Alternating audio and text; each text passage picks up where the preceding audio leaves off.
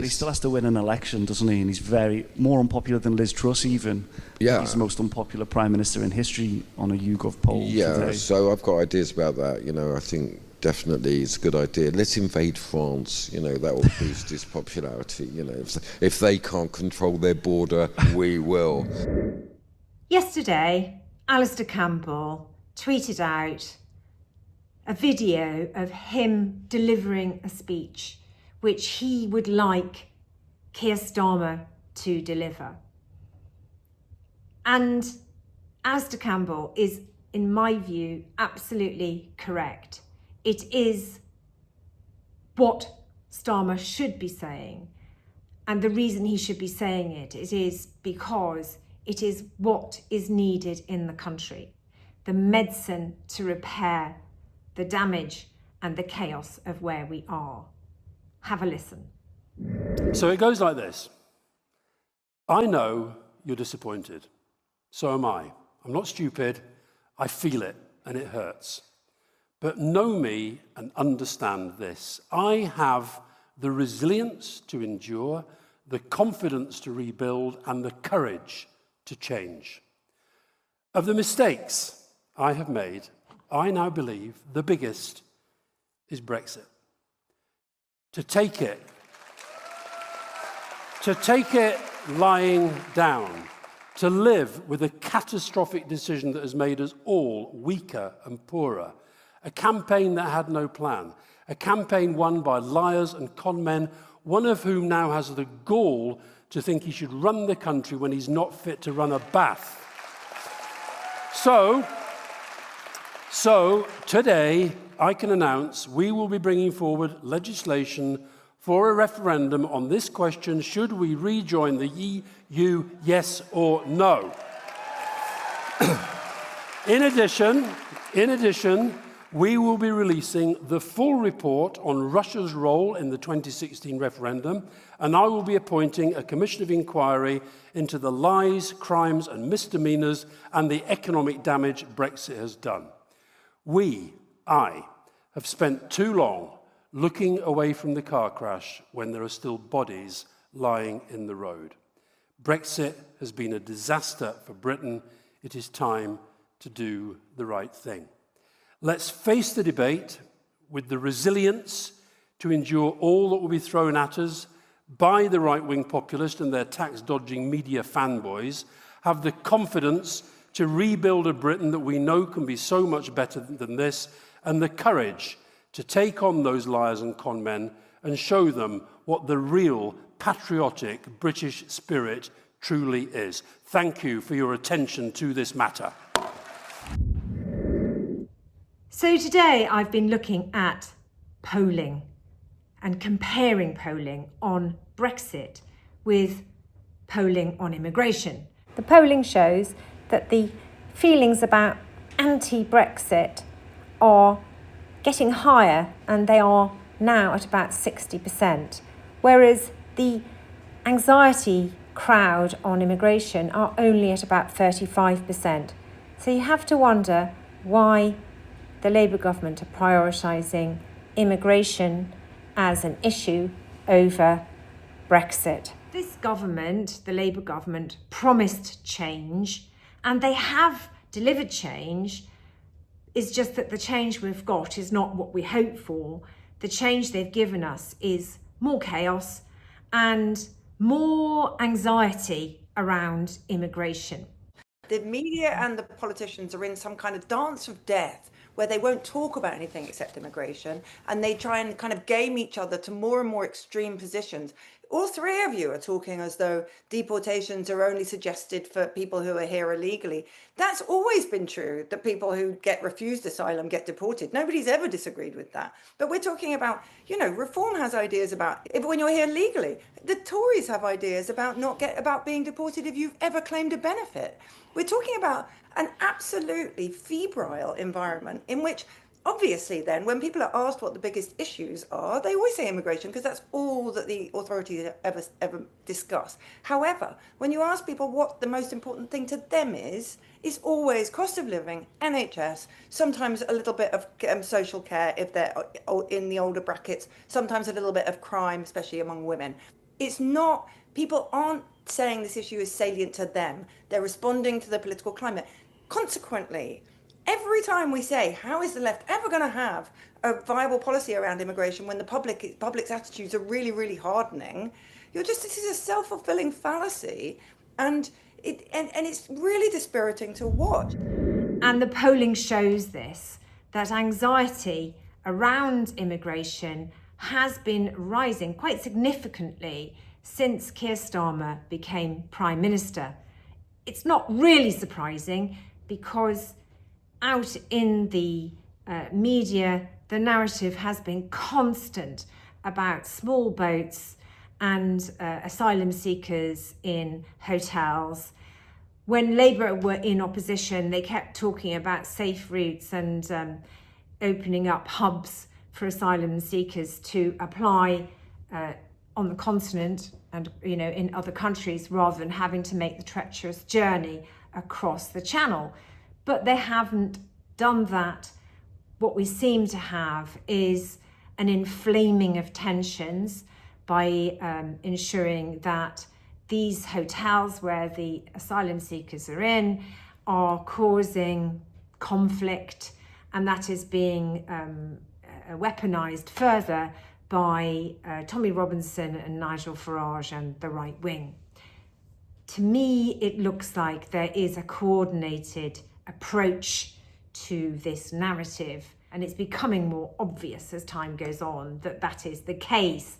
We did see Keir Starmer hop across the benches to go and have a nice chat with Nigel Farage a few months ago, and it seems as though perhaps things are a little bit more friendly behind the scenes than they are when they're in the chamber.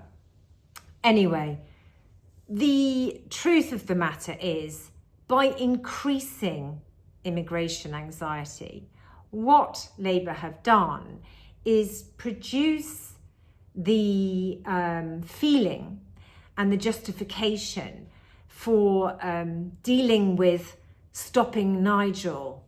The only way to stop Nigel is to become Nigel light. And that is what they're doing. And it's not actually true.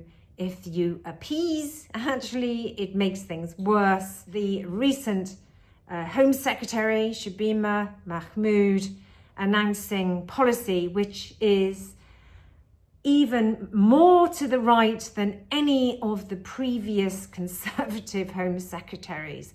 It is extremely dangerous policy, and it is music to the ears of Tommy Robinson, Nigel Farage and Rupert Lowe and the very, very right wing, because they want to weaponise immigration to distract people away from the extraction, from the hoovering up of wealth and power to global corporations and to the state. And that is the plan.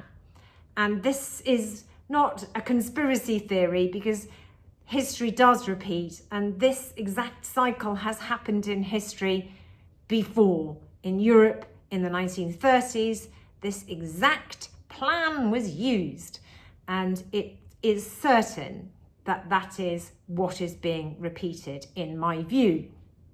And I always felt that Brexit was a tool to ensure we ended up getting a fascist government, and that is closer than ever. In fact, it is really here already, and that was confirmed this week by the Labour government's new immigration policy, which is a breach of our trade deal with the EU and a breach of the Good Friday Agreement, and it is going to cause a lot of conflict, potentially significant conflict, which is going to hurt Britain and the British people even more than they're being hurt at the moment. I think there is opportunity for the Labour Party to preempt and stop the worst nightmare happening.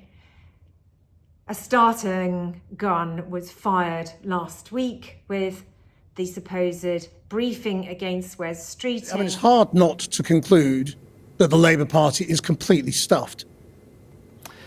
It's hard not to conclude that the Labour Party needs change.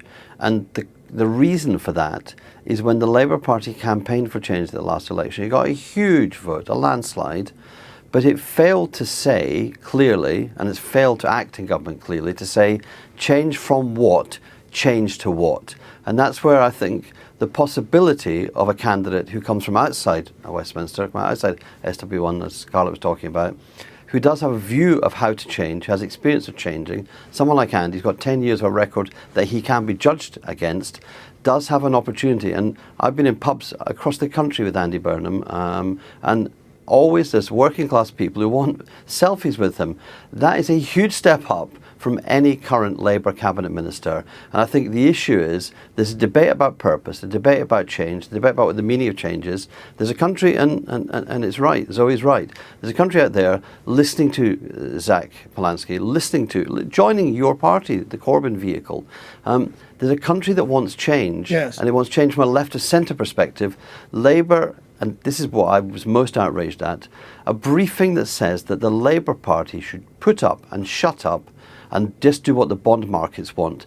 Social democratic parties manage markets, they don't obey them. Right, but I mean, you know, so if you think Andy Burnham is the best bet or the one with the best chance, the question is when, isn't it? Because, you know, the sort of the prevailing wisdom is, well, let's see what happens after the budget, let's go into the May elections next year, and if it's all a disaster, then we'll change leader. You haven't got that kind of time, have you? I mean, no. The British public will have gone by the time you get to May. So, and I suspect Zoe and Scarlett agree with the risk of changing leader, which is the Tories made a genre of changing leader. It did no good for them. But I think what Number 10 have done is, rather than being a question of if, it's now become a question of when. And once you start to go, well, when? Is it better to wait till May? Well, that's 2 years into your parliamentary term. You've only got 2 years left. It'd be crazy to try and take over then. So then you go, okay, before that, well, do you want to take on the defeats? Maybe you shouldn't say, that's my inheritance, I now build on that. And then you go to the budget.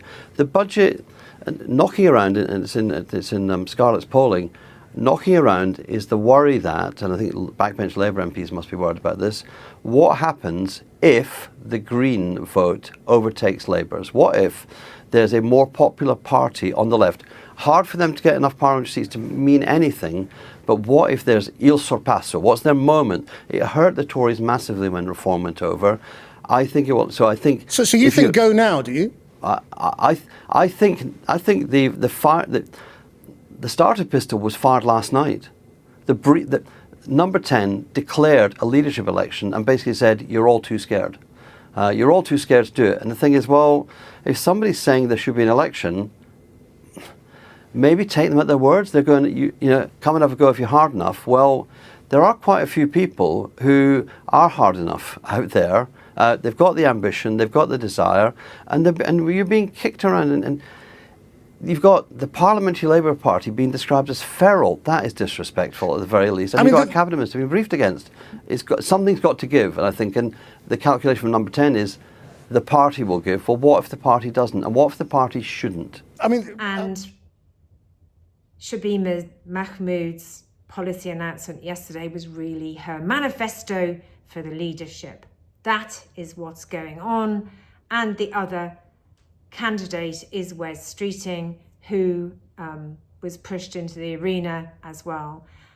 And the other person on the left is Andy Burnham, potentially, but he doesn't have a seat.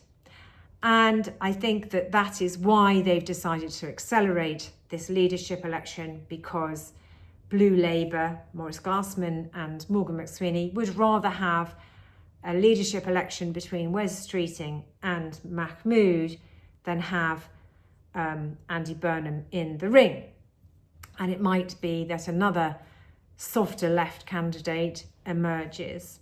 But that, I think, is where we are at. And it kind of reminds me of when Theresa May was faltering, having failed to convince her party to get the withdrawal agreement through, And then Boris Johnson rose, if you remember, and she was pushed into resigning. And there was a leadership election and Boris Johnson won the day. And then there was this feeling of optimism. And I'm really feeling that that's what they're trying to replicate with Mahmood.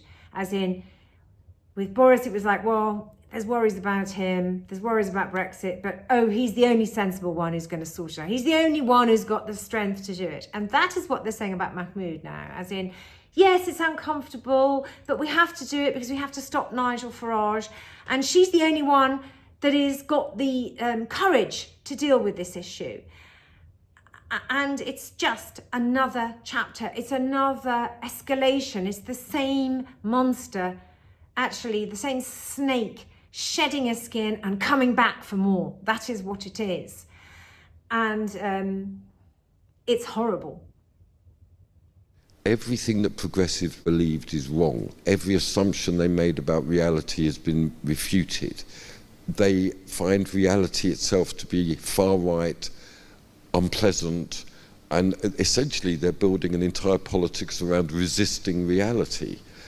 It can't work, it can't be. So words have to be spoken, and by the grace of God, Shabana Mahmood is someone they find very difficult to hate.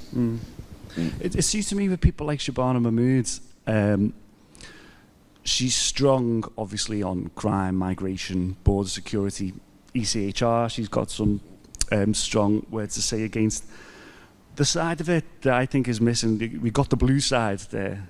The side that's missing often is the Labour side, the economic radicalism, Okay, the political economy. I mean, so just to clarify to everybody, Shabana Mahmood is not a person I have to talk to about those things. She is in favour of a national economic strategy, of a bordered economy. That's yet to come through. The central component is to have a state-led industrial strategy that affects the entire economy. And what I would say, if there's a politician who understands the need for so the old era, one of the ways I conceptualise the difference between the old and the new, the old era was corporate social responsibility. The new era is national economic strategy. And don't worry about that. But that's not her job. And she's quite meticulous about not going outside the remit. But she has all of that. I mean, Ernest Bevin is on her desk. I mean, yeah, I want a bomb, I want a bloody big bomb, and I want the Union Jack on it. Yeah. Okay, so it seems that colleagues of yours, Jonathan Rutherford, wrote a piece. I think Jonathan Hinder shared it. Were sort of getting behind Mahmood in the same week that various other people were getting behind Burnham.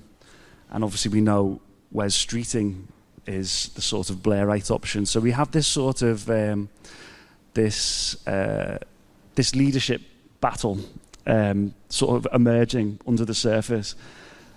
Johnny, I've got really what do you think? Strong advice. Is it time for Keir Starmer to go? No. It's really strong advice. People involved in politics are obsessed with leadership, particularly when there's no leadership, right? So it's meaningless. It's all meaningless. The work to be done is to create the foundations for the restoration of our armed forces, our police, right? Then industry. So that's why I say close half the universities, turn them into vocational colleges. We've got to bring both investment in from abroad and also our own capital to be directed internally. This is a massive change of era. It's not going to be that Andy Burnham or Angela Rayner or Keir Starmer, these are in a way really meaningless people. I mean, they don't have a strategic vision of national renewal. So what's going on under the surface? But he still has to win an election, doesn't he? And he's very more unpopular than Liz Truss even. Yeah. He's the most unpopular Prime Minister in history on a YouGov poll today. So I've got ideas about that. You know, I think definitely it's a good idea. Let's invade France. You know, that will boost his popularity. You know, if they can't control their border, we will. I think it would help him to do a sort of John Prescott punch or something like something. You know, what I'm saying is there's 4 years to go till the next election.